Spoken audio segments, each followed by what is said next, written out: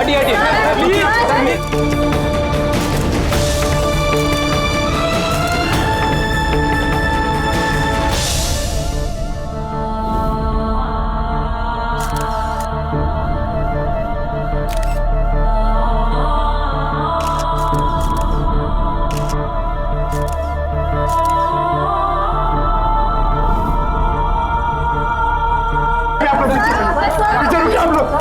हटिए हटिए please please आप चलो सब पीछे प्लीज आप हटिए प्लीज।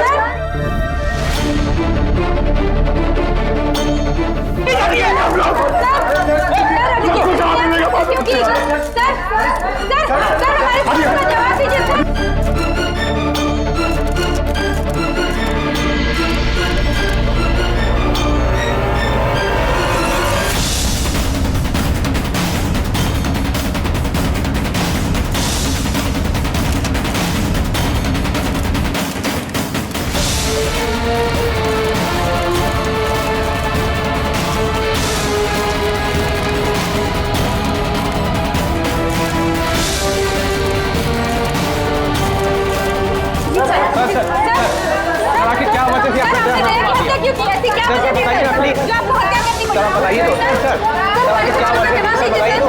क्या वजह थी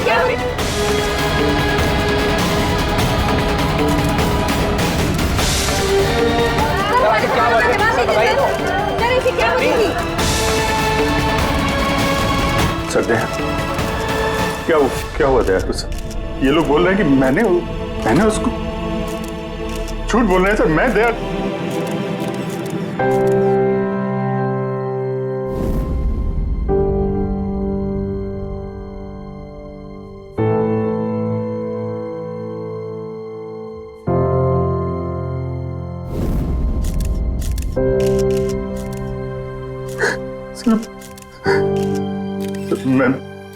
मुझे पता नहीं सर। मैंने कब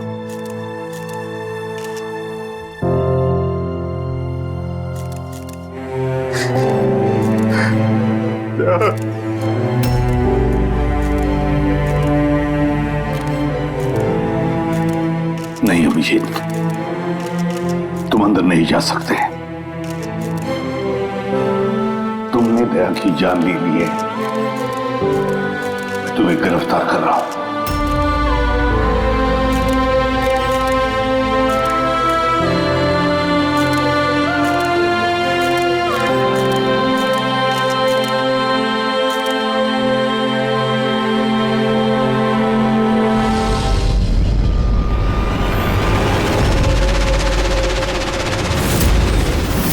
सर जिसका खून हुआ है उसका नाम डीके है, एक प्राइवेट डिटेक्टिव। उसके मेड ने लाश देखी सुबह।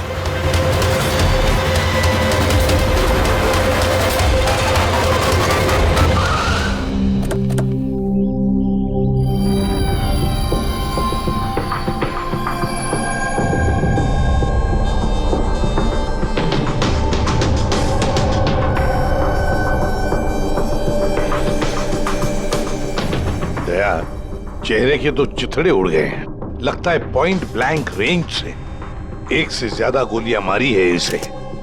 सर इस कमरे का सामान अपनी जगह पे है सर, बिखरा हुआ नहीं है। ऐसा लगता नहीं है कि यहाँ पे हाथापाई हुई है।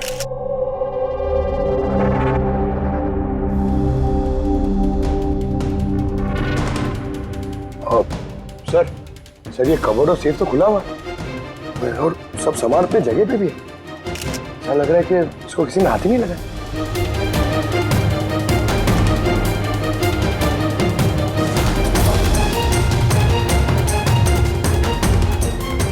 सर पैसे और जेवर ऐसे के ऐसे ही। लगता है खूनी को जो चाहिए था शायद वो वही लेकर गए। सर गोली।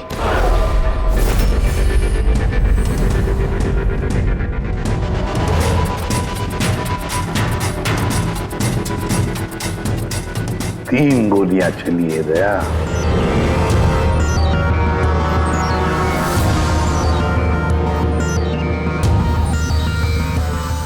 सर आप रेडी?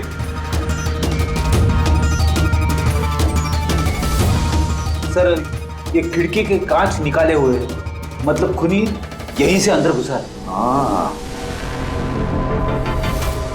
काम करो फ्रेडी, फिंगरप्रिंट्स उठा। आ गया। डीके का मोबाइल फोन सर। बनने से पहले डीके ने 3 बार किसी संजय को कॉल किया। संजय? किसी संजय को जान किया? नहीं साहब। रात 1 बजे से 2:30 बजे के बीच में 3 बार। संजय की डिटेल निकालो सर। हाँ, और हाँ दया, ये अभिजीत कहाँ रह गया? तुमने उसे फोन करके कहा था ना यहाँ आने के लिए क्राइम सीन पर? हाँ सर, बताया था। शायद कहीं ट्रैफिक में फंस गया होगा। ट्रैफिक में? फोन करो उसे, कहो इसी वक्त आ जाए यहाँ पर। सर। हाँ।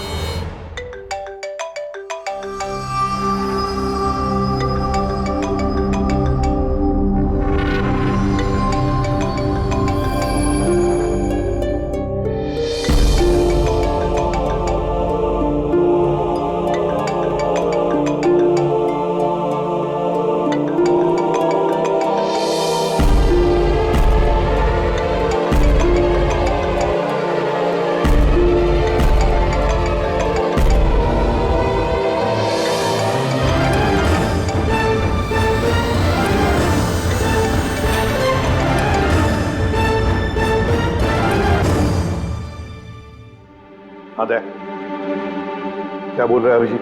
कहाँ है वो? सर वो तबीयत थोड़ी खराब है उसकी। वो डॉक्टर के पास जाएगा और शायद वहां से सीधे ब्यूरो पहुंचेगा। कोई प्रॉब्लम है? नहीं सर, कोई प्रॉब्लम नहीं। समझ में नहीं आता, ये अभिजीत दिल्ली से आने के बाद कुछ अजीब सा बर्ताव कर रहा है।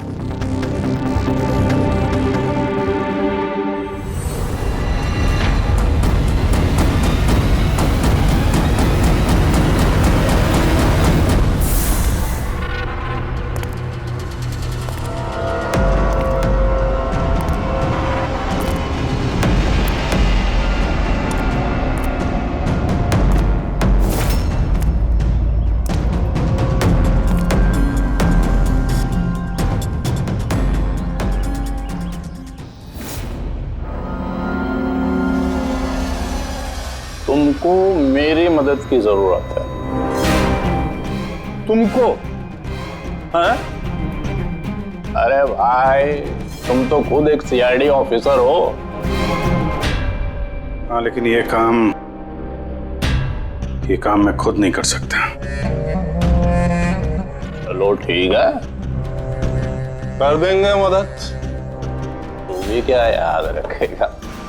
चल चाय वाय तो पी। नहीं यार, वो मैं ठीक हूँ भाई। आई मीन देख चेतन, ये काम जो है ना, इसके बारे में किसी को खबर नहीं होनी चाहिए, खासतौर पे मेरी टीम को। कैसी बात कर रहा है यार? इतने दिन की दोस्ती है अपनी, इतना भी भरोसा नहीं है? बता, काम क्या है? किसी का पीछा करना है, नजर रखनी है उस पे, और इस काम के मैं तुझे पैसे भी दूंगा। क्या बात कर रहा है यार? दोस्ती में पैसा? चल ठीक है, तेरा इच्छा है तो दे देना पैसा। वैसे पीछा किसका करना है?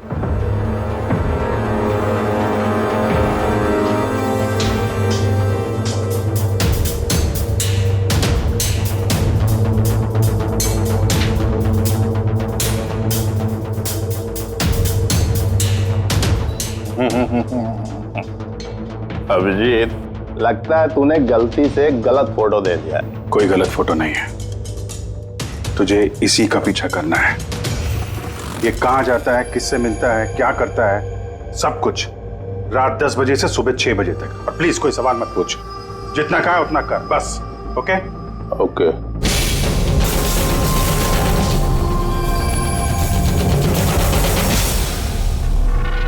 या तो अभिजीत पागल हो गया है,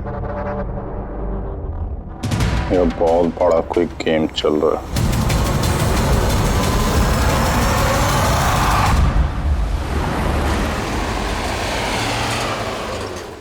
क्या डीके का खून हो गया?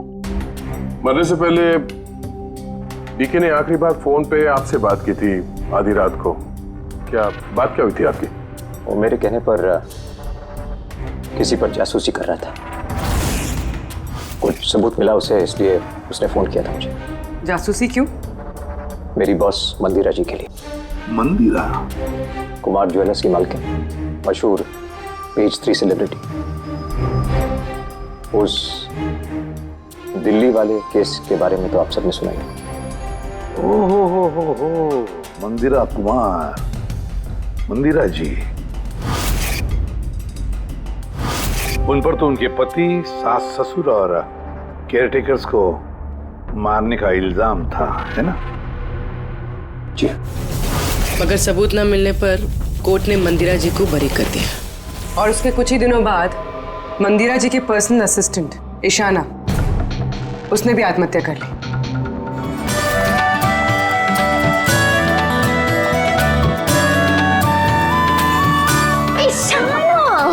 हाय मारिया, तू आज भी लेट हो गई ना? जल्दी जाओ, संजय सर तुम्हारा वेट कर रहे कब से। गॉड, संजय सर इतनी जल्दी क्यों आ गए?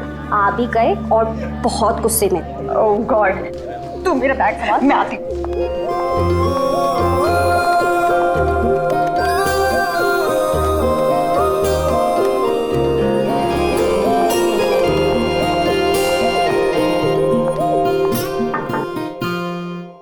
May I come in, sir? Come in. Sorry, sir. Sorry, sir. Sorry, I'm so sorry. What is this, Ishana? ये कोई टाइम है ऑफिस आने का? सर ट्रैफिक बहुत ज्यादा था। कौन ट्रैफिक? ये क्या रोज रोज का एक्सक्यूज है तुम्हारा? इस ऑफिस में बाकी लोग भी इसी ट्रैफिक में आते हैं ना? हाँ बोलो कुमार। नहीं 30 दिसंबर के पहले कुछ नहीं हो सकता है। अरे तुम जानते हो यार, 30 दिसंबर को मंदिरा मैम का इवेंट है मुंबई में। उसके पहले जो कुछ भी होगा उसके बाद होगा। हाँ हाँ।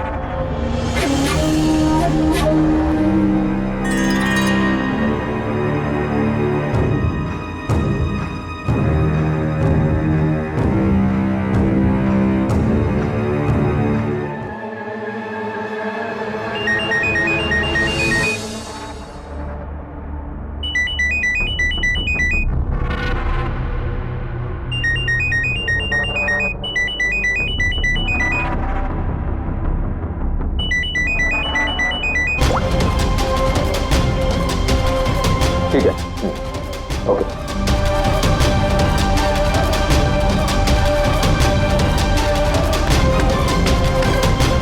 क्या हुआ? हाँ? ईशाना, वहां बाहर क्या देख रही हो?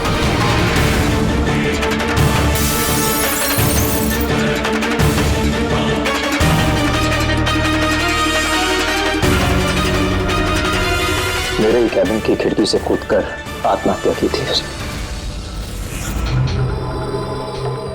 आत्महत्या क्यों की थी वो किसी को पता नहीं।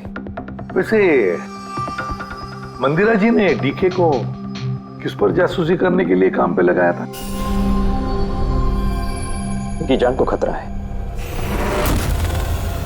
डीके वही पता लगाने की कोशिश कर रहा था। जान को खतरा किससे? दरअसल कोर्ट से बरी होने के बाद कोई मैम को धमकियां दे रहा था। ये धमकियां फोन पर ही? जी हाँ, फोन पे भी, अनजान नंबरों से और टाइप किए गए चिट्ठियों से भी। मैम दोबारा पुलिस के चक्करों में पड़ना नहीं चाहती थी, इसलिए डीके को हायर किया था उन्होंने। तो कुछ पता चला डीके को? उसके हाथ कुछ सबूत तो लगा था जो उसने एक पेन ड्राइव में सेव करके रखा था। वो पेन ड्राइव वो मुझे देना चाहता था, इसलिए दिल्ली से मुंबई आया था मैं। तो डीके के घर में उसका लॉकर खुला हुआ था, तो कहीं उस लॉकर से ये पेन ड्राइव चोरी तो नहीं हुआ था? हो सकता है दया। उसके घर में हमें एक लैपटॉप भी मिला सर, शायद उससे कुछ पता चल जाए। मंदिरा ऐसे कैसे कर सकती है? उसने अकाउंट फ्रीज कर दिया। प्रॉब्लम को समझते क्या है? अब सब कुछ उनकी मर्जी से होगा। ये लोग कौन है? सीआईडी। वैसे हम संजय से मिलने आए थे। आप दोनों कौन हैं? सर ये कायरा है, मिस्टर कुमार, मेरा मतलब मंदिरा मैम की बेटी, और ये मैम के बहनोई हैं मिस्टर सबीर। हम मंदिरा जी और उनके पूरे परिवार से कब मिल सकते हैं, क्योंकि उनकी जान की हिफाजत अब हमारी जिम्मेदारी है। इनफैक्ट मंदिरा मैम, कायरा के चचेरे भाई शिखर और उनकी पत्नी अमारा सब आज रात को ही आ रहे हैं। 30 दिसंबर को कुमार ज्वेलर्स का एनुअल चैरिटी इवेंट है, उसमें शामिल होने के लिए। तो ठीक है, कल सुबह सुबह ही मिलते हैं।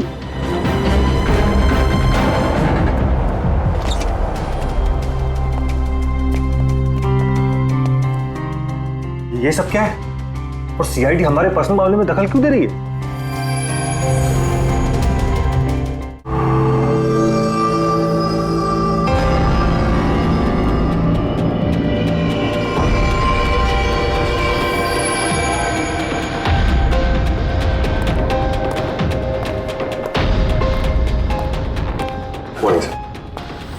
हेलो सर, अब तबीयत कैसी है आपकी? मर्डर इन्वेस्टिगेशन है सर, प्राइवेट इन्वेस्टिगेटर डीके की घर ही में मौत हुई है सर। ये पूरी केस फाइल है।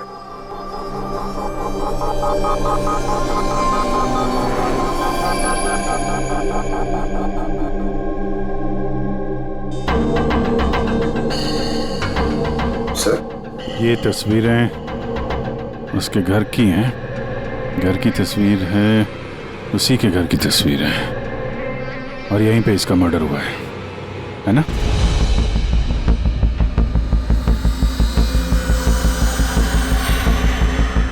बराबर यहीं पे मर्डर हुआ है इसका। पंकज, ये क्या पूछ रहे हैं हमसे? हमने अभी तो यही बताया। वही तो सर, लग रहा है अभी भी उनकी तबीयत ठीक नहीं है, कुछ गड़बड़ लग रहा है सर।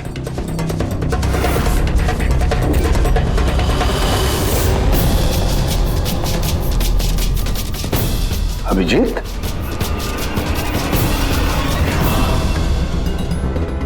Good morning sir. क्या चल क्या रहा है तुम्हारा? कहाँ गायब हो गए थे?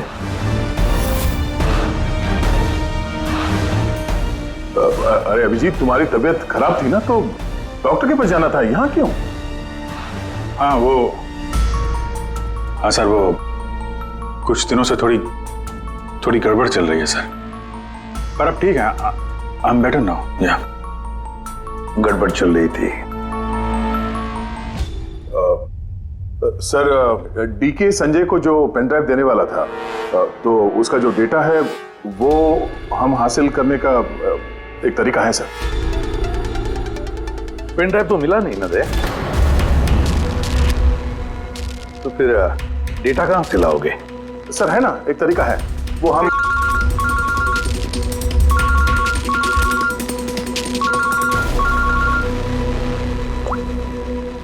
हाँ बोल था उनके। हाँ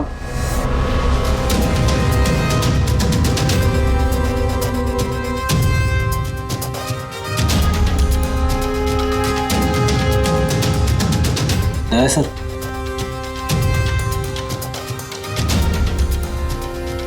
सर, अभिजीत सर की तबीयत अभी भी ठीक नहीं लग रही है। क्यों? सर उन्हें केस के बारे में समझा रहे थे, लेकिन वो हमारी तरफ सुन ही नहीं रहे थे सर, अपने में ही कहीं घूमते।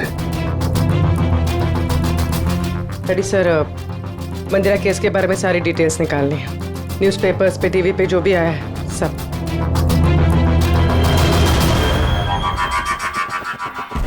घर में घुसने का एक ही रास्ता है, मेन गेट, और चाबी डीके और उसके घर के मेट के पास रहती है।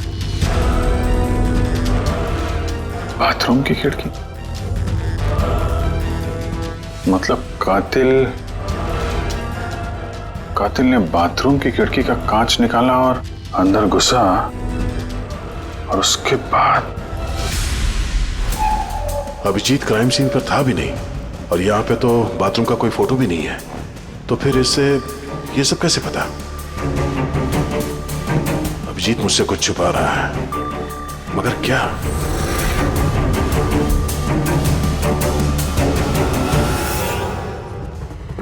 डीके के कंप्यूटर से जो डेटा डिलीट हुआ है वो उसके ऑनलाइन अकाउंट से निकाला जा सकता है।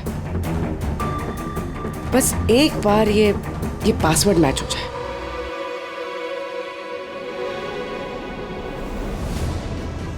कुछ दिनों से थोड़ी गड़बड़ चल रही है सर, पर अब ठीक है। I am better now. Sir उन्हें केस के बारे में समझा रहे थे, लेकिन वो हमारी तरफ सुन ही नहीं रहे थे सर, अपने में कहीं गुम थे।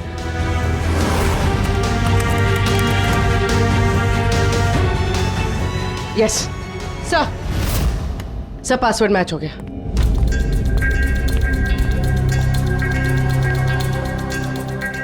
सर इसमें तो वीडियोस हैं, चेक करते हैं। सर ये तो डीके के कंपाउंड के अंदर की फुटेज है। इसका मतलब वहां पे सीसीटीवी कैमरा है?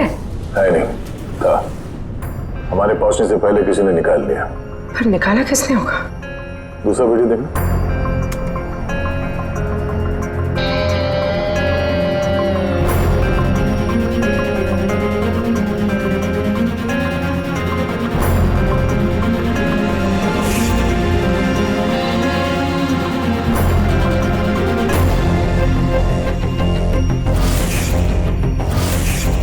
ये कैसे हो सकता है?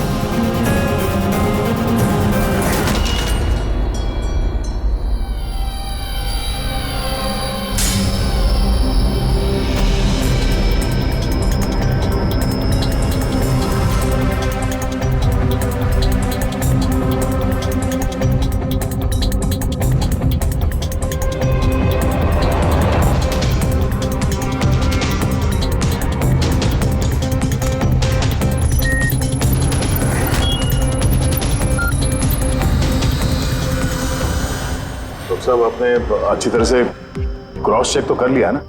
मतलब गन तो हमारे पास है नहीं, तो कहीं कोई गलती नहीं था। कोई गलती नहीं। मैंने एक बार नहीं 10 बार क्रॉस चेक किया है।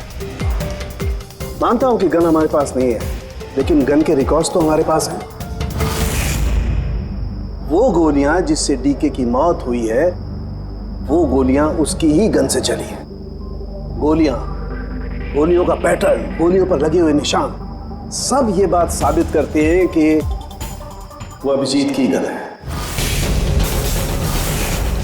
सर गोली अभिजीत की गन से चली है, लेकिन ये जरूरी तो नहीं कि उसी ने गोली चलाई है।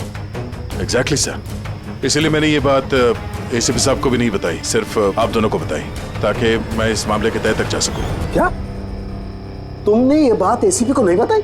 क्या बताऊं सर, क्या बताऊं एसीपी साहब को? जब मेरा दिल नहीं मान रहा तो मैं उनको क्या बताऊं? अगर ये बात तुम्हारा दिल नहीं मान रहा था तो तुमने फोन करके क्यों मुझसे पूछा कि जिस गन की गोलियों से डीके की मौत हुई है वो गन अभिजीत की है या नहीं? वो क्या था जिसकी वजह से तुम्हें अभिजीत पर शक हुआ? क्या था वो? इसलिए सर क्योंकि जब हमने, जरा पीछे ले जाना।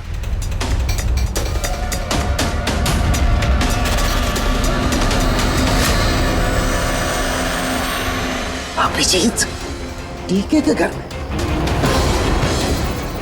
दया, फिर भी तुम अभिजीत को बचाने की कोशिश कर रहे हो। देखो दया, अभिजीत और तुम्हारी दोस्ती को मैं बहुत अच्छी तरह से मानता हूं, उसका आदर भी करता हूं, लेकिन ड्यूटी, अपना फर्ज किसी भी रिश्ते, किसी भी दोस्ती से ज्यादा बड़ा होता है, और ये बात मुझे तुम्हें बताने की जरूरत नहीं है। सर बिना ठोस सबूत के अभिजीत सर पे शक करना? सबूत नहीं था तो क्या था पूरी? अभिजीत डीके के घर में घुसा, ये सबूत नहीं तो क्या है पूर्वी? अभिजीत सर डीके के घर में घुसे ये हमने देखा, लेकिन उन्होंने डीके का खून किया ये तो नहीं देखा ना। सर ये भी तो हो सकता है कि उनकी गन से डीके को किसी और ने मारा हो सकता है, ये हो सकता है कि अभिजीत की गन से डीके को किसी और ने मारा हो, लेकिन ऐसी हालत में अभिजीत की गन अभिजीत के पास नहीं होनी चाहिए। क्या तुम लोगों को अभिजीत ने बताया?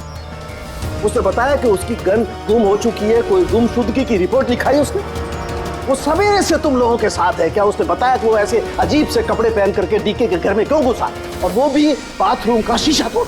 बताया उसने?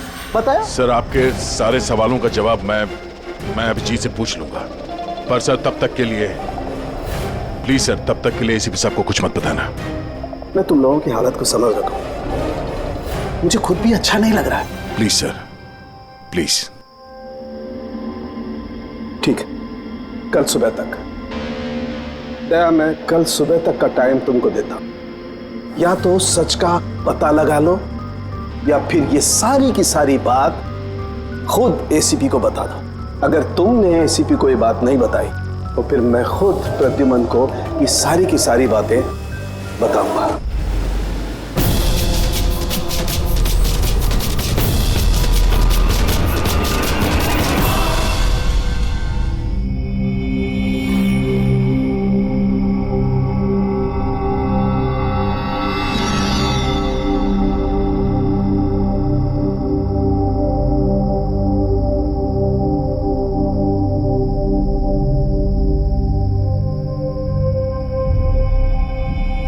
आधा घंटे से ऊपर हो गया, 10 का 10:30 बज गया, अभी तक आया ही नहीं। पूरी रात यहाँ लगता है इंतजार करवाएगा।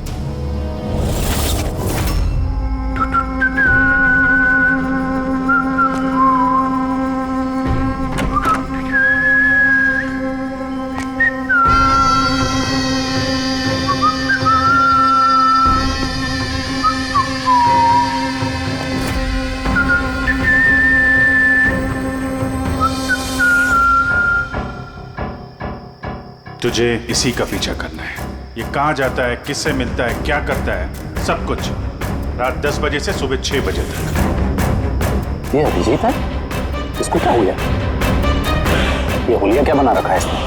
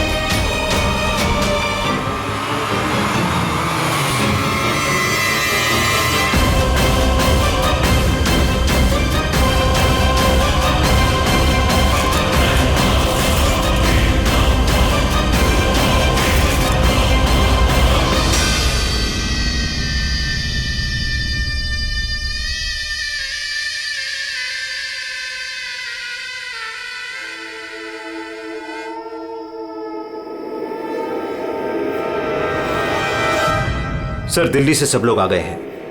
मंदिरा मैम, अमारा मंदिरा के देवर की बहू, कायरा मंदिरा की सौतेली बेटी, सबीर मंदिरा का बहनोई, शिखर मंदिरा के देवर का बेटा। आइए मैम, ये सीआईडी की टीम, एसीपी साहब। अच्छा हुआ आप लोग आ गए। डीके के कातिल का पता चला? अरे आपको तो मालूम होगा कि हमारा मशहूर एनुअल इवेंट 30 दिसंबर को होने वाला है। आई होप कि आपने मेरी सिक्योरिटी की सारे बंदोबस्त करा दिए हैं। देखिए, मुझे गलत मत समझिएगा, लेकिन मैं कोई चांस नहीं लेना चाहती एक्चुअली। ये इवेंट मेरे लिए बहुत ज़्यादा इम्पोर्टेंट है, लेकिन अपनी जान से ज़्यादा नहीं है। क्या आपको पूरा यकीन है कि आप मेरी हिफाजत कर पाएंगे? और डीके के केस में क्या प्रोग्रेस हुई? उसकी तहकीकात कहाँ तक पहुंची? वो सब जानने की आपको कोई जरूरत नहीं है मंदिरा जी। रही बात आपकी सुरक्षा की, वो हमारी जिम्मेदारी है। How interesting. भाभी जी, आपको डर लग रहा है मंदिरा जी को? भाई, जिसका कानून भी आज तक कुछ नहीं बिगाड़ पाया, मानना पड़ेगा उस इंसान को जिसने आपको डरा दिया। शायद उसे पता नहीं होगा ना इनके बारे में कि ये क्या क्या कर सकती है। क्या आपको भी लगता है कि मैंने अपने पति और बाकी लोगों को मारा है? देखिए मंदिरा जी, आप पर जो भी आरोप है उससे हमें कुछ लेना देना नहीं है। कोर्ट ने आपको बरी कर दिया है और हम कोर्ट के फैसले का सम्मान करते हैं। आप सिर्फ इतना बताइए, आपको किस पे शक है? कौन है वो जो आपको मारना चाहता है? शक? जी हाँ, शक। नहीं नहीं नहीं नहीं, मुझे शक किसी पर भी नहीं है, बल्कि मुझे पूरा यकीन है कि मेरे मरने के बाद ये सब बहुत खुश होंगे और मुझे मारने की साजिश में भी इनमें से किसी एक का हाथ है। And I am very sure कि ईशाना की आत्महत्या में इनमें से किसी एक का हाथ है। अब आप ही बताइए, इतने प्यारे अच्छे रिश्तेदारों के होते हुए मुझे दुश्मन की क्या जरूरत है? मॉम प्लीज, आप फिर से अपना ये इमोशनल ड्रामा शुरू मत कीजिए। यहाँ पे ऐसा कोई क्रिमिनल नहीं है जो आपको मारना चाहेगा। राइट। खुद को बेगुनाह और बाकी सबको विलन समझना, ये तो भाभी की पुरानी आदत है। आई स्वेयर मैंडी, मुझे तो इस कहानी पे यकीन ही नहीं है। कौन मारना चाहता है तुमको और किसने धमकियां दी हैं? कहाँ है वो धमकी भरे खत? हाँ मंदिरा जी, कहाँ है वो खत? वो मुझे याद नहीं, मैंने फेंक दिए। सी, आई न्यू कि आप यही बोलोगे। सो कन्वीनियंट। बस हो गया। आप लोग एक दूसरे पर कीचड़ उछलना बंद कर दीजिए और एक बात अच्छी तरह से याद रखिए, हमें सब पर शक है और जब मैं सब पर कहता हूं उसका मतलब है आप सब पर शक है, आप सब पर। और एक बात, हमारी परमिशन के बगैर आप ये शहर छोड़ नहीं सकते। कोई भी शहर छोड़कर नहीं जाएगा। अगर जरूरत पड़े तो हम आपको दोबारा बुला लेंगे। Thank you very much. Thank you.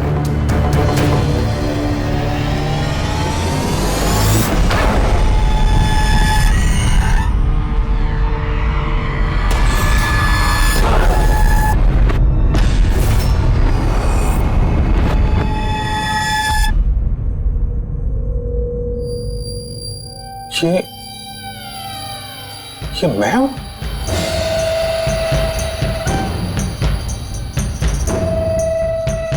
ये कपड़े पहन के घूम रहा था। ऐसे कपड़े तो रोज सुबह मेरे वॉशिंग मशीन में धुल रहे होते हैं।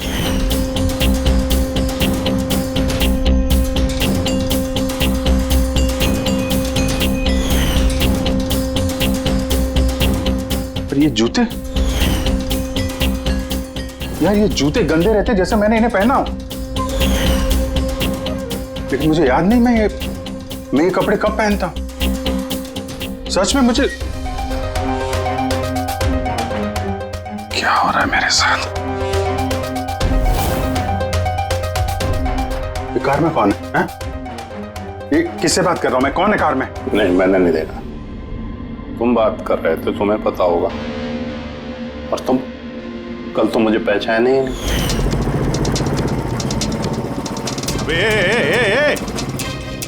चांद के छल्ले, तुझे सुसाइड करना है तो किसी बड़ी गाड़ी के नीचे जाना। खाली फोकट मेरे सामने क्यों आ रहा है? तो तू कैसे बात कर रहा है? और ये क्या बन के घूम रहा है तू? ये अपुन का स्टाइल है, टोनी का स्टाइल। तू कौन? मैं कौन? मुझे नहीं पहचानता है? और ये टोनी कौन है? अरे टोनी अपुन है, और कौन? यार अभिजीत, देख यार, किसी केस के सिलसिले में तू ऐसा कर रहा होगा तो मुझे बता दे यार, डरा मत भाई। अदरा अदरा, कौन अभिजीत? कौन सा केस? ये तू क्या बोल रहा है ना, मेरे भेजे में कुछ घुस नहीं रहा, समझा? टोनी नाम है मेरा, टोनी। टोनी से पंगा नहीं लेने का, समझा?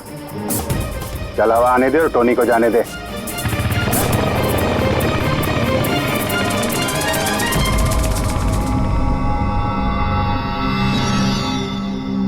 ये अभिजीत अपने आप को टोनी क्यों बोल रहा है? टोनी? कौन कौन टोनी? सच में तेरे को कुछ भी याद नहीं है? नहीं, मुझे कुछ याद नहीं, सच कह रहा हूं मैं। मतलब तू कार में उन लोगों से बात कर रहा था, उसके बाद तू गेस्ट हाउस के अंदर गया। Guest house? हाँ, फिर थोड़ी देर बाद तू बाहर आया। मैं गेस्ट हाउस के अंदर गया? मैंने अंदर क्या किया है? तूने देखा कुछ किया मैंने? मैं कैसे देख सकता हूं, मैं तो बाहर था ना। क्या हो रहा है? मुझे वहां जाना होगा। कहाँ है? कौन सा गेस्ट हाउस है ये? हैं?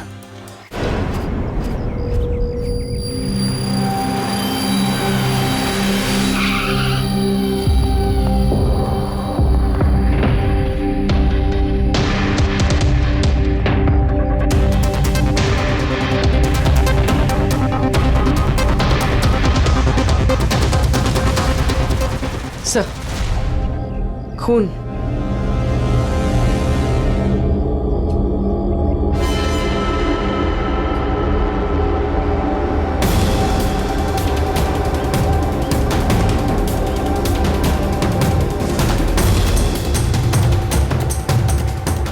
अभिजीत,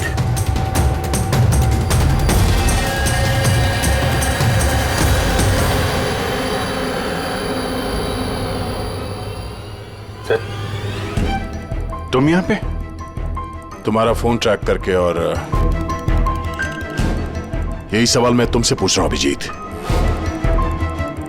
तुम यहाँ कैसे?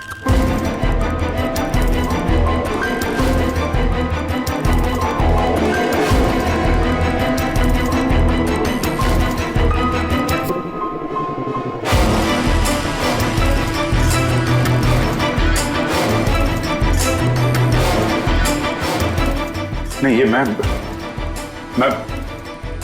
बताता हूँ दया, यहाँ पे क्या हुआ। अभिजीत, यहाँ पे क्या हुआ वो तो हमें दिख रहा है। तुम बताओ, किसने किया ये? हाँ? तुमने इन दोनों को मारा? मैंने? अभिजीत, मैं तुमसे कुछ पूछ रहा हूं।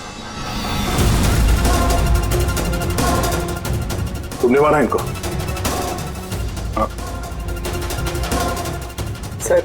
सर आप अभिजीत सर पे इल्जाम लगाए हैं सर। मुझे इल्जाम लगाने की जरूरत नहीं है पूर्वी, तुम देख नहीं रही हो? यहां दो लाशें पड़ी हैं, खून से लथपथ, और सीआईडी ऑफिसर अभिजीत लाशों के बीच से ये बैज उठा रहा है, या यूं कह लो कि सुराग चुरा रहा है। अभिजीत, मैं फिर पूछ रहा हूं तुमसे, मुझे तुम्हारे साथ अपराधियों जैसे बर्ताव करने पे मजबूर मत करो। तो क्या करूं मैं? क्या बोलूं मैं? अगर मैं बोलूं कि मैंने ये नहीं किया तो मानोगे? अगर मैं कहूं कि मुझे पता नहीं कि मैंने किया है या नहीं? आई नो मैं अनर्गल बोल रहा हूं, लेकिन तुम लोग तो मुझे जानते हो ना। अभिजीत, यहां मेरे सामने जो सबूत पड़े हैं उनको देखकर हम कुछ कह नहीं सकते। मुझे अपना फर्ज निभाना होगा।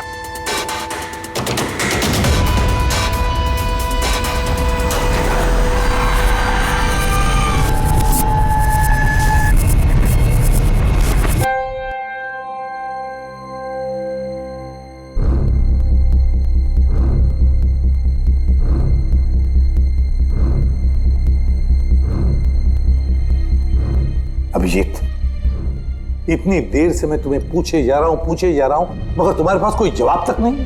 हाँ? तुम जानते हो तुम पर कैसा इल्जाम है? कुछ समझ रहे हो तुम? सर वो दया नहीं, बस तुमसे ये उम्मीद नहीं थी दया। इतना सब हो गया और तुमने मुझे बताया तक नहीं। क्यों नहीं बताया मुझे दया? ये तो सड़न के तूने मुझे बताया, वरना पता नहीं। दया, मैंने वही किया जो सही था। बताओ अभिजीत,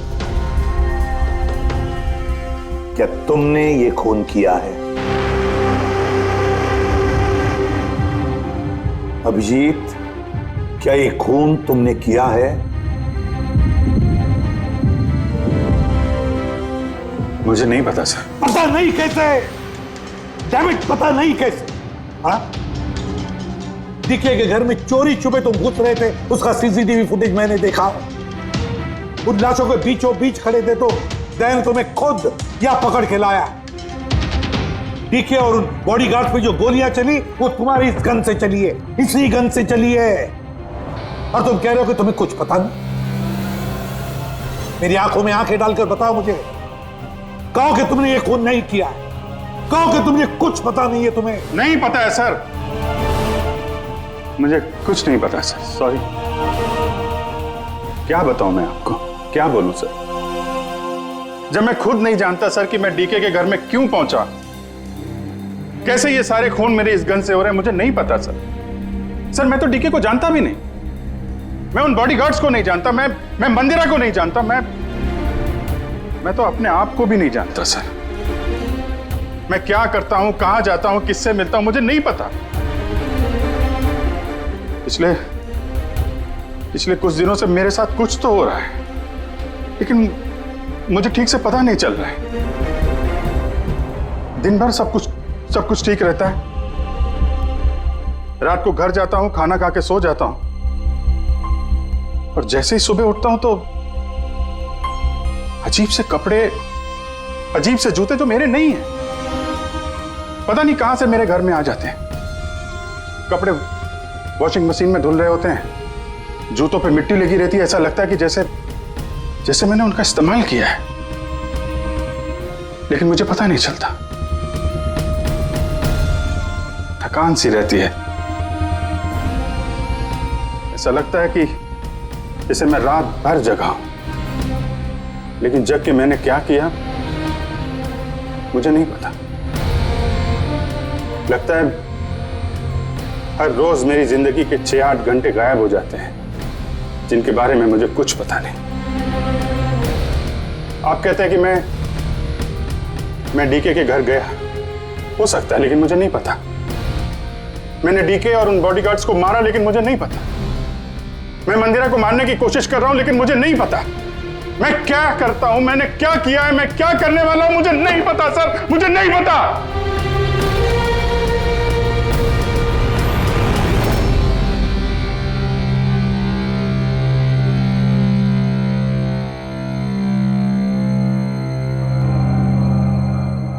देखो अभिजीत,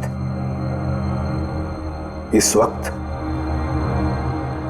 तुम खुद के लिए और दूसरों के लिए भी खतरनाक हो। मैं तुम्हें खुला नहीं छोड़ सकता, मैं तुम्हें नजर कैद में रख रहा हूं, और दया तुम पर नजर रखेगा।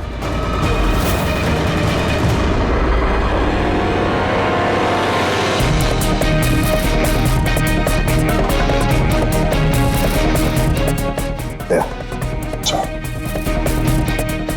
एक बात अच्छी तरह से याद रखना, तुम अपने दोस्त पर नहीं बल्कि एक कातिल पर, एक खूनी पर नजर रख रहे हो।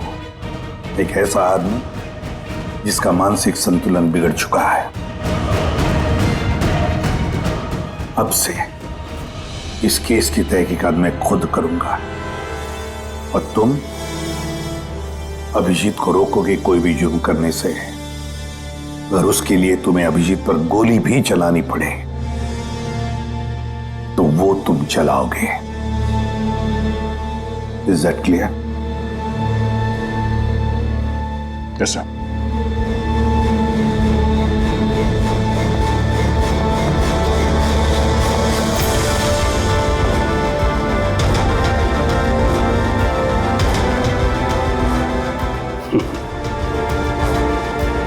हथकड़ी लगा दो यार। सुना ना, मानसिक संतुलन ठीक नहीं है मेरा,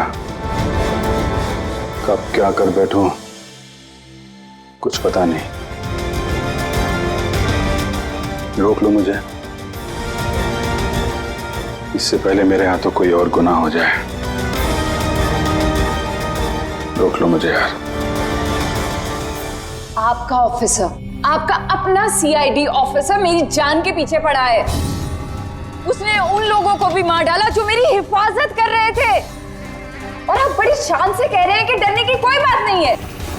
वो आपकी नाक के नीचे लोगों का कत्ल कर रहा है, और आप अब भी कह रहे हैं कि डरने की कोई बात नहीं है। कमाल है। आप मुझे बताइए कि मैं आप लोगों पर कैसे भरोसा करूं? आज आपका एक ऑफिसर सीरियल किलर निकला है, कल को कोई दूसरा निकल आएगा। बस मंदिरा जी बस, बहुत बोल गई आप। हमारा इंस्पेक्टर अभिजीत एक ईमानदार और बहादुर सिपाही है, अपने देश की रक्षा के लिए और आम आदमी की सुरक्षा के लिए अपनी जान तक कुर्बान कर सकता है, लेकिन एक किलर कभी नहीं बन सकता। हाँ, उस पर इल्जाम जरूर है, 3 खून का इल्जाम है। साबित सिर्फ इतना हुआ है कि अभिजीत का मानसिक संतुलन बिगड़ चुका है, उसे कुछ याद नहीं रहता वो क्या करता है, किससे मिलता है, क्या बोलता है, और उसके बाद में जब नॉर्मल होता है सब कुछ भूल जाता है। इसका मतलब ये नहीं कि वो कोई सीरियल किलर है। मैं पूरी यकीन के साथ कहता हूं, खतरा है आपकी जान को तो वो आपके इन रिश्तेदारों से। एक्सक्यूज मी, सबूत सारे आपके ऑफिसर के खिलाफ मिले हैं और शक आप हम सब पे कर रहे हैं। जी हाँ, मैं आप सब पर शक कर रहा हूं। ऑफिसर तो आप ही गए हुए, आप तो उसे ही बचाएंगे।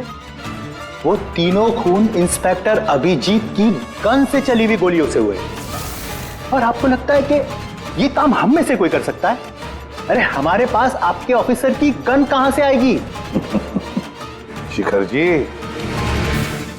जल्द से जल्द हम पता लगा लेंगे कि इंस्पेक्टर अभिजीत की गन आपके पास कैसे आई। लेकिन मंदिरा जी, एक रिक्वेस्ट है, आपका जो 30 दिसंबर का इवेंट है वो आप कैंसिल मत कीजिए। बहुत अच्छा मौका है खूनी को पकड़ने का, क्योंकि खूनी उस इवेंट में जरूर आएगा।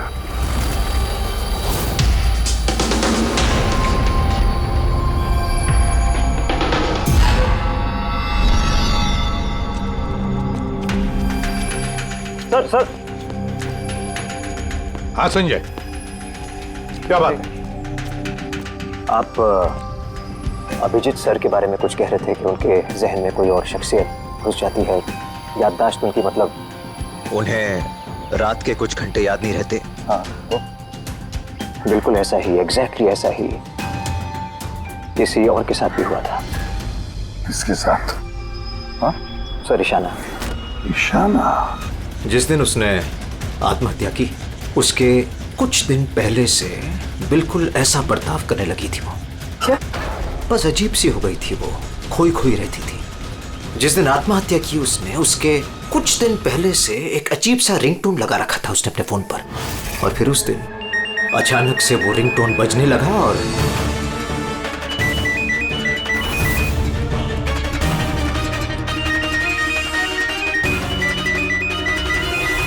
सर, ऐसा लग रहा था कि वो ईशाना नहीं कोई और है। सर, अभिजीत सर भी तो दिल्ली से आने के बाद इस तरह से बिहेव कर रहे हैं। हाँ, ईशाना, अभिजीत, दिल्ली, ये तीनों का कोई ना कोई कनेक्शन जरूर है। कुछ ना कुछ तो गड़बड़ जरूर है, कुछ ना कुछ तो है।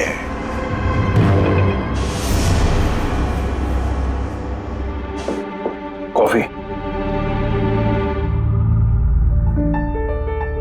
अरे पी लो यार, कुछ मिलाया नहीं है। मैं यही हूं और कहीं भागने वाला नहीं। अभिजीत, तुमने हम सबसे ये बात छुपाई क्यों?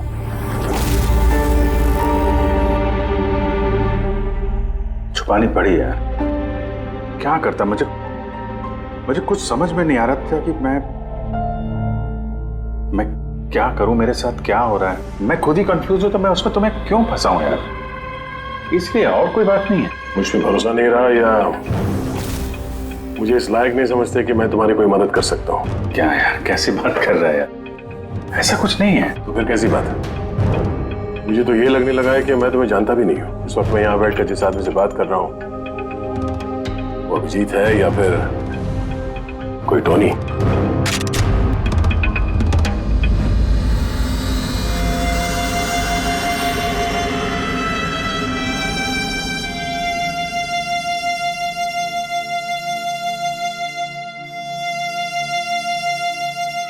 मैं तुम्हें कोई नुकसान नहीं पहुंचाने वाला। अभिजीत हूं या टोनी, सपने में भी नुकसान नहीं पहुंचाऊंगा। गन दिखाने की जरूरत नहीं है।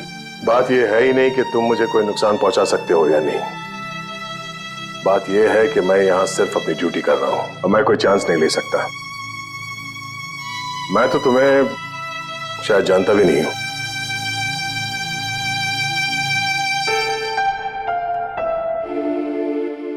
ठीक है, जब तुम समझने को तैयार ही नहीं है तो क्या?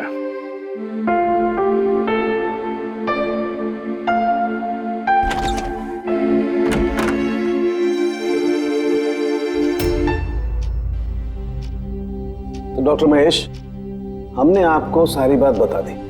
अब आप बताइए, आपको क्या लगता है? देखिए,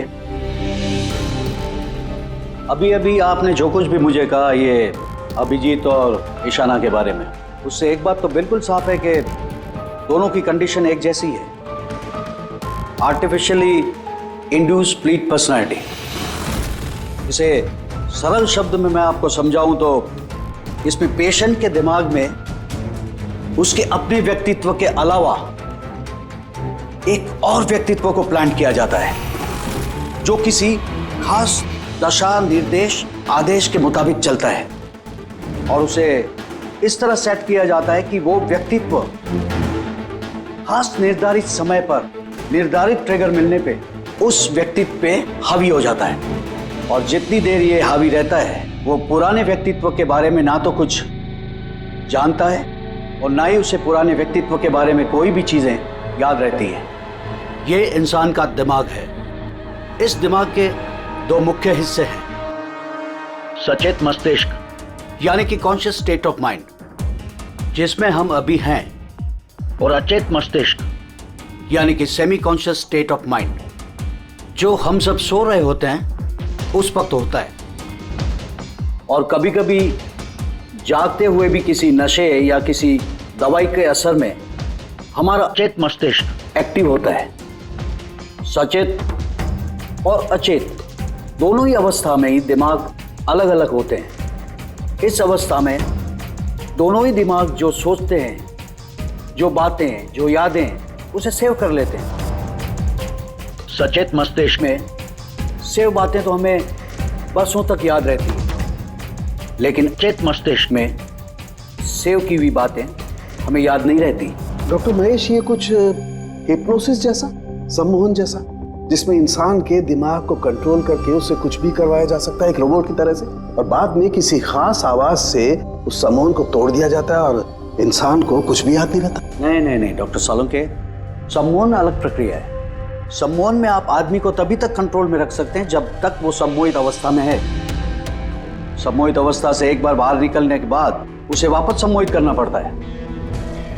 ये मुद्दा ही बिल्कुल अलग है। यहां पर इंसान के दिमाग में एक घटना जो बिल्कुल घटी नहीं है, एक व्यक्ति जो है ही नहीं, उसे उस इंसान के अंदर डाला जाता है। उसके दिमाग में यह बात फिट की जाती है। अच्छा, तो इसका मतलब है यही सब कुछ तो अभिजीत के साथ हो रहा है। किसी भी तरह से अभिजीत को ट्रिगर मिलता है जिसकी वजह से टोनी जाग जाता है। Exactly sir. रात को अभिजीत के सो जाने के बाद उसको जरूर कुछ आवाजें सुनाई देती होगी जो कि उस टोनी के लिए ट्रिगर हो सकती है।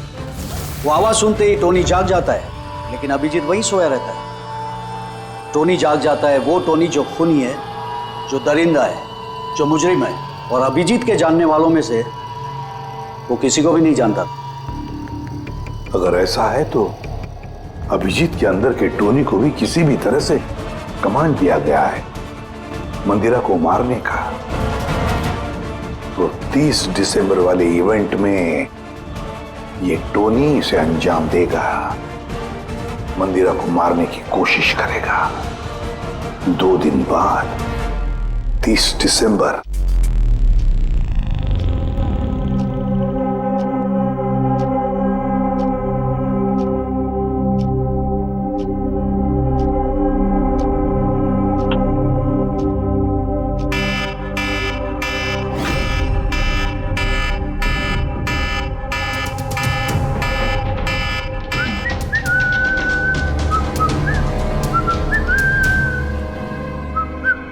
अभिजीत, अभिजीत, कहाँ हो?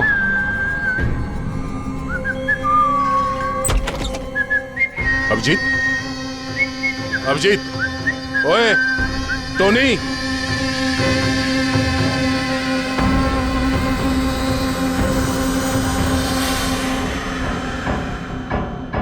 कौन है तू? तू अपन के घर में क्या कर रहा? अभिजीत, टोनी, तुम यहां से बाहर नहीं जा सकते। तुम यहां नजरबंद हो। इस घर के अंदर रहना होगा, समझे? टोनी को अपना काम करने का है। मेरे रास्ते में खाली पीली आएगा, भेजा उड़ जाएगा। चल अब आने दे। घर से बाहर नहीं, घर में। हाथ हटा, हाथ हटा। बोलो ना, टोनी को अपना काम करने का है। मेरा भेजा मत हिला। मेरे और काम के रास्ते के बीच में कोई नहीं आ सकता। चल। टोनी, तुम कहीं नहीं जाओगे, यहीं घर पे रहोगे तुम, समझा? क्या बोला? टोनी पे हाथ उठाया तूने? टोनी पे हाथ उठाया? अभिजीत, अभिजीत, अभिजीत,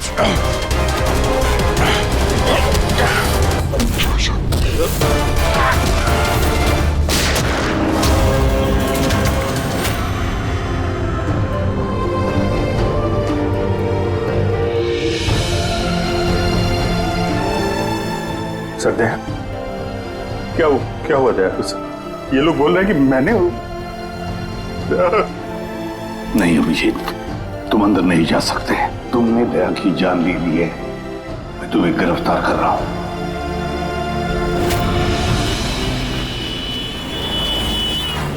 ईशाना के फोन रिकॉर्ड्स में डॉक्टर तानिया का नाम कई बार है। आप में से कोई जानता है डॉक्टर तानिया को? आत्महत्या करने से पहले वो डॉक्टर तानिया से मिली थी क्या? ये डॉक्टर तानिया कहीं डेंटिस्ट तो नहीं? ईशाना मरने से पहले कई बार एक डेंटिस्ट से मिली थी। मुझे नाम तो नहीं मालूम, पर हो सकता है ये वही हो। जितना मुझे लगता है ये कोई डेंटिस्ट तो नहीं है। कुछ दिनों पहले सीआईडी ऑफिसर अभिजीत यहाँ रुके थे। Yes ma'am. उस पूरे हफ्ते में यहाँ जो कोई भी रुका था उन सब की लिस्ट चाहिए, और उनके स्टे के दौरान इस लॉबी की सीसीटीवी फुटेज भी देखनी है।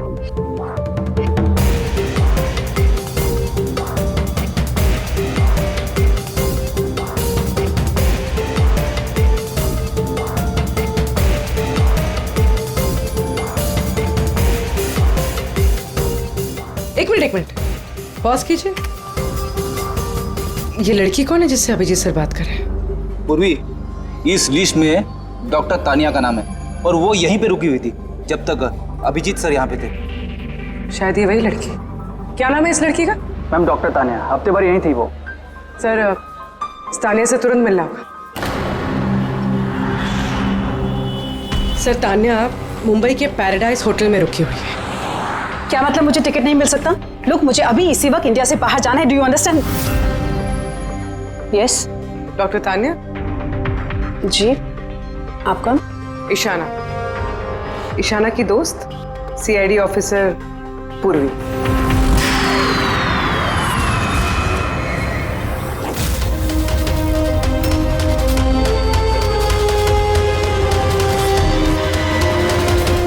भागना बड़ा मुश्किल है। कहाँ भाग रही है तानिया जी? क्या चाहते क्या है आप लोग? अभिजीत के साथ क्या किया तुमने?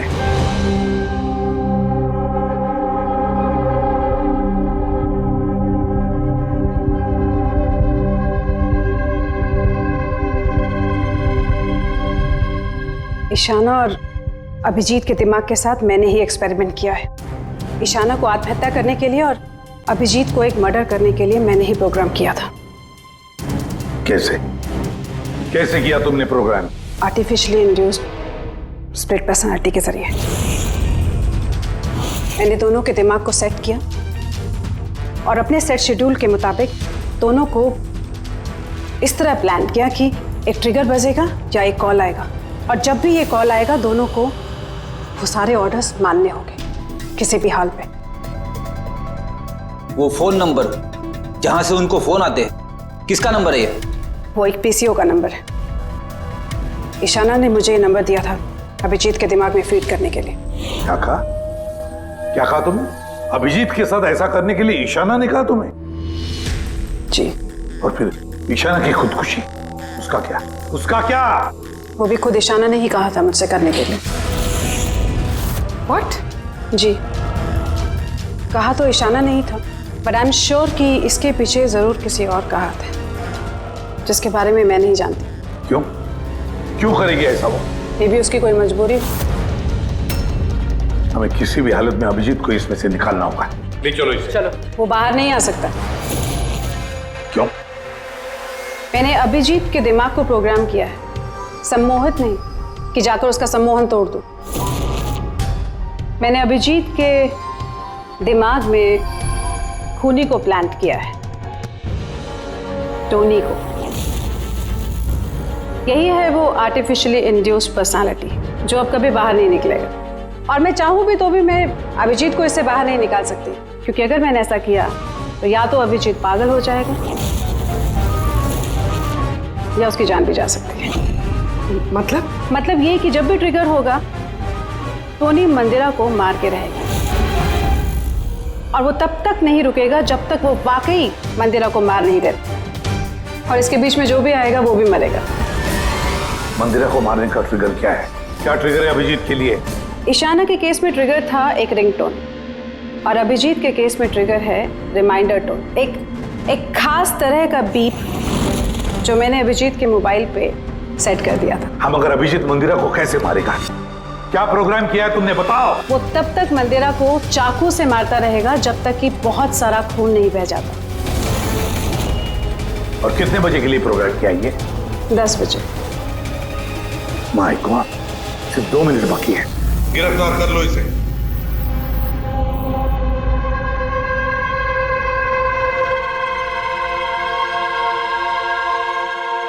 कभी जिंदगी में नहीं सोचा था सर कि आपके ऊपर मुजरिमों की तरह नजर रखनी पड़ेगी।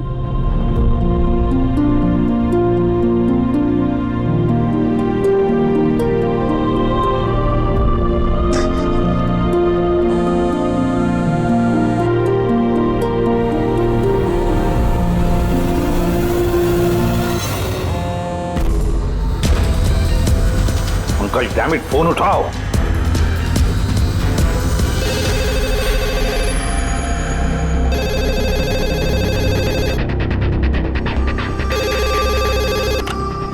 हेलो पंकज, कहाँ थे तुम? मोबाइल क्यों नहीं उठा रहे थे? सॉरी सर, मेरा फोन साइलेंट पे था। इधर ही हूँ सर, अभिजीत सर के पास। सुनो मेरी बात, अभी के अभी जाके अभिजीत का फोन स्विच ऑफ करो। क्या सर? फोन स्विच ऑफ करो? फोन स्विच ऑफ करो, जैसे मैंने कहा वैसे करो, अभी इसी वक्त। अभिजीत सर का फोन? पंकज तुम सवाल क्यों कर रहे हो? अभी के अभी जाके फोन बंद करो। देखो बिल्कुल वक्त नहीं है हमारे पास, नहीं तो अभिजीत का टोनी बन सकता है। अभी जाओ जल्दी।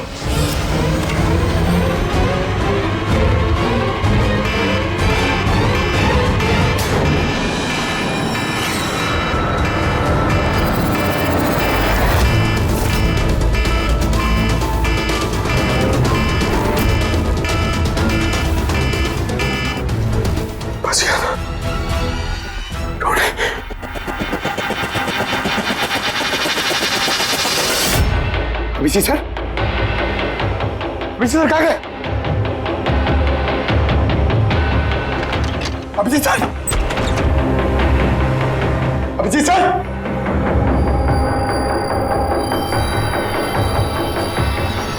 टोनी को बंद करके रखे। हाँ? टोनी को पकड़ेगा तू? टोनी को?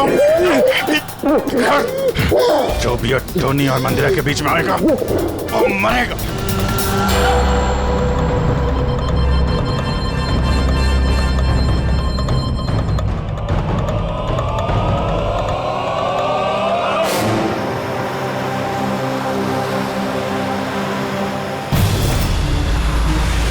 सर यही चैरिटी इवेंट का वेन्यू है।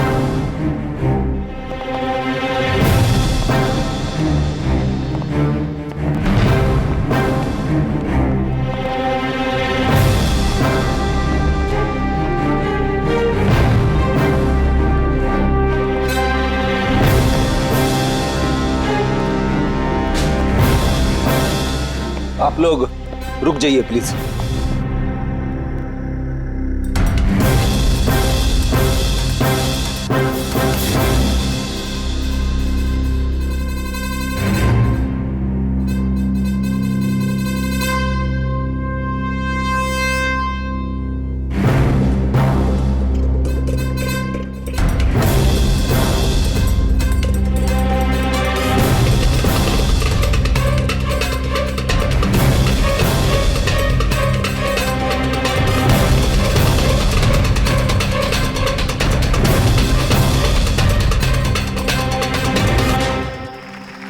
हेलो लेडीज एंड जेंटलमैन, हर साल की तरह इस साल की जो ये शाम है वो बहुत खास है, क्योंकि ये शाम है मंदिरा ज्वेलर्स के एनुअल चैरिटी इवेंट की, जिसमें जमा की गई सारी राशि दिल्ली और मुंबई के अनाथ आश्रमों और वृद्ध आश्रमों को जाती है। क्या बात है, तालियां बनती है इस बात पे डीकेसी चैरिटी के लिए।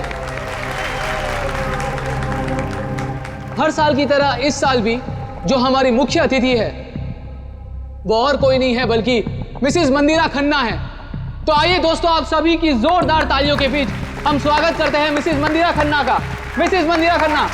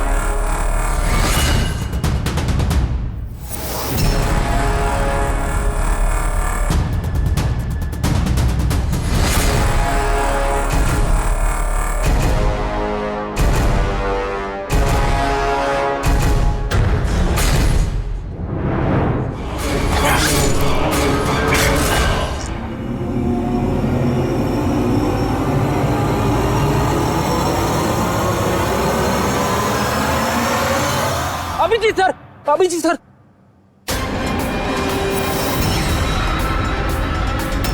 सर सर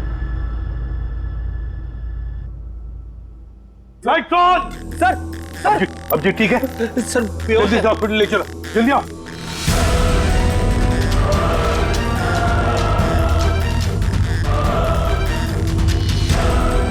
दरवाजा खोलो।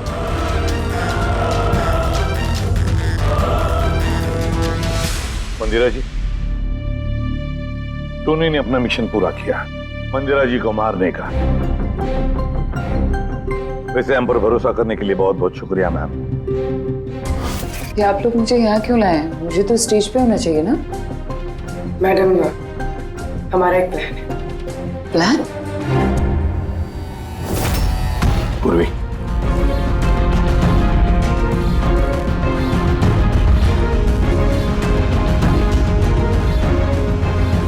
Lights off. मंदिरा जी,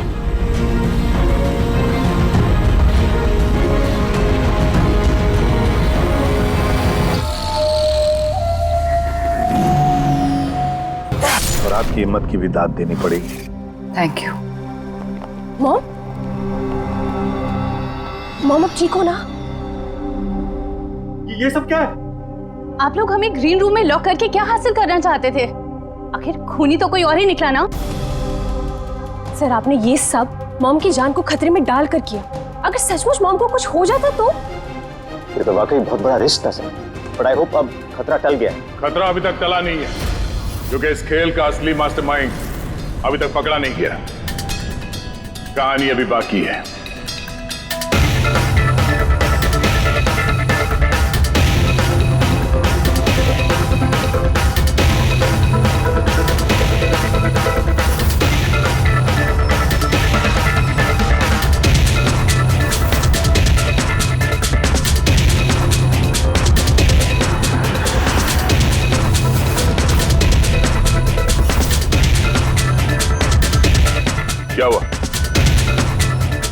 तुम्हें देख के अच्छा नहीं लगा?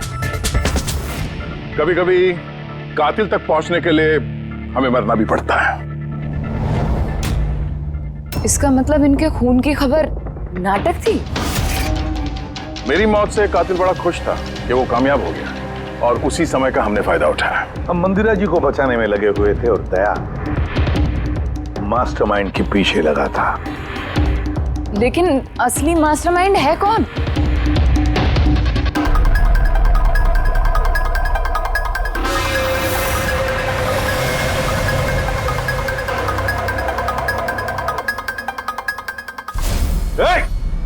सर कोई भागा सर। पकड़ो उसे।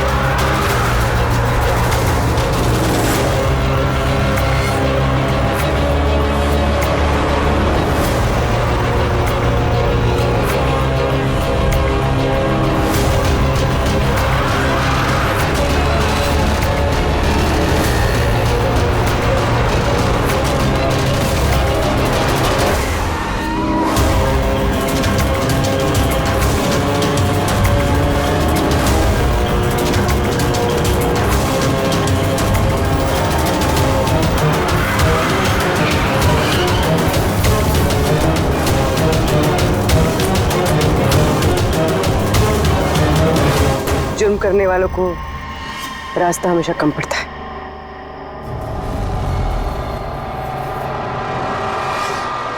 तुम ये सोच रही हो कि हमें कैसे पता चला कि खून तुमने किया? हमें ये तो पता था कि ये मास्टरमाइंड मंदिरा जी के अपने में से कोई है, इसलिए मेरी मौत के बाद सबसे पहले हमने ये पता किया कि आप में से वो कौन है जो अभिजीत को जानता था या फिर उससे मिला था। फिर मुझे याद आया कि क्राइम ब्रांच के सेमिनार के लिए अभिजीत दिल्ली गया हुआ था। उस सेमिनार में आने वाले लोगों की लिस्ट देखी मैंने तो मेरा ध्यान कायरा पे गया, क्रिमिनल साइकोलॉजी की स्टूडेंट कायरा। जब हमने डॉक्टर तानिया से पूछताछ की तो पता चला कि ईशाना ने उससे कहा था ये सब करने के लिए। उस वक्त ईशाना की माँ सरकारी अस्पताल में एडमिट थी। उसके तुरंत बाद ईशाना की माँ को 7 स्टार हॉस्पिटल में एडमिट किया गया और उसका सारा खर्चा मिस कायरा ने उठाया था। और सबसे बड़ा क्लू वो पीसीओ जिससे अभिजीत सर को फोन पे ऑर्डर्स मिलते थे। दया सर ने उस पर नजर रखी और वहां पर भी तुम दिखे। Okay fine, I give up. मान गई कि आप लोग बहुत स्मार्ट हैं, लेकिन सर इस बात से तो आप भी एग्री करोगे ना कि मैं भी बहुत स्मार्ट हूं? हाँ, स्मार्ट तो हो तुम। क्रिमिनल साइकोलॉजी की होशियार स्टूडेंट जो अपने सौतेली मां से अपने पूरे परिवार का खून का बदला लेना चाहती थी। लोगों के दिमाग से खेलना, उन्हें अपने चक्कर में फंसाना, ये इनकी खासियत है।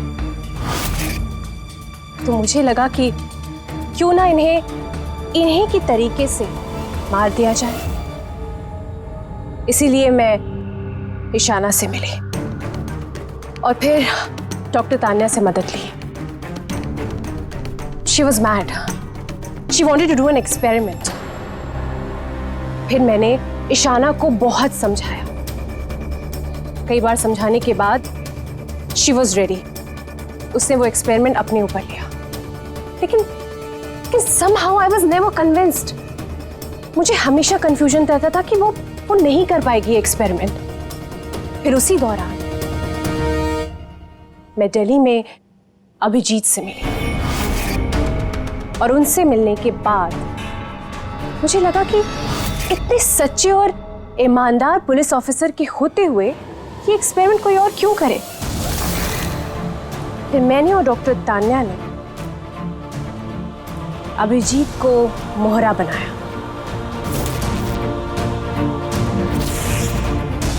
और अपना एक्सपेरिमेंट उन पर किया। और ईशाना हमारे किसी काम की नहीं थी, इसलिए हमने उसे अपने रास्ते से हटा दिया। देखिए, और वो जो 2 बॉडीगार्ड, उन्होंने क्या बिगाड़ा था तुम्हारा? उन्हें क्यों मरवाया? ऐसा इसलिए किया क्योंकि सारा इल्जाम अभिजीत पर आ जाए और अभिजीत की बुलेट्स और गन्स हासिल करने के लिए टोनी था ना उसके दिमाग में। तुम इतनी खतरनाक हो सकती हो कायरा, मैं कभी सोच भी नहीं सकती थी। अब पता चल गया ना, तुमने मेरे माँ बाप के साथ, मेरी फैमिली के साथ जो भी किया है, तुम्हें जीने का कोई हक नहीं है।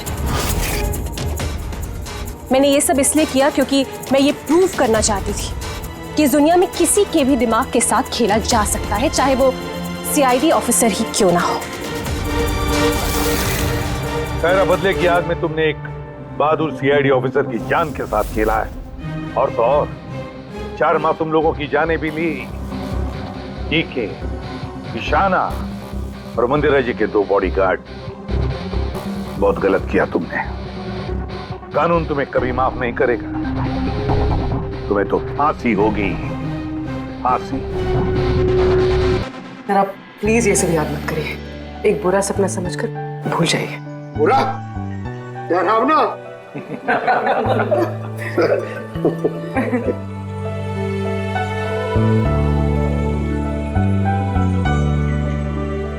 बस मैं बोलता हूँ कि चलो, केस तो सॉल्व हो गया। हाँ, केस तो सॉल्व हो गया, लेकिन क्या? बस अभिजीत के दिमाग में जो टोनी को प्लांट किया गया था, वो मकसद पूरा हो गया। फिर? अब उसे कोई ट्रिगर्स नहीं आएंगे, कोई कारा की आवाज सुनाई नहीं देगी, जिसकी वजह से अभिजीत टोनी बन जाता था। हाँ, लेकिन बॉस, लेकिन क्या? बॉस, बात यह है कि टोनी अभिजीत के दिमाग में से कभी नहीं जाएगा। क्या? टोनी अभिजीत की पर्सनैलिटी का हिस्सा बन गया है बॉस। कोई नहीं जानता वो कब, कैसे, कहां सामने आ जाएगा।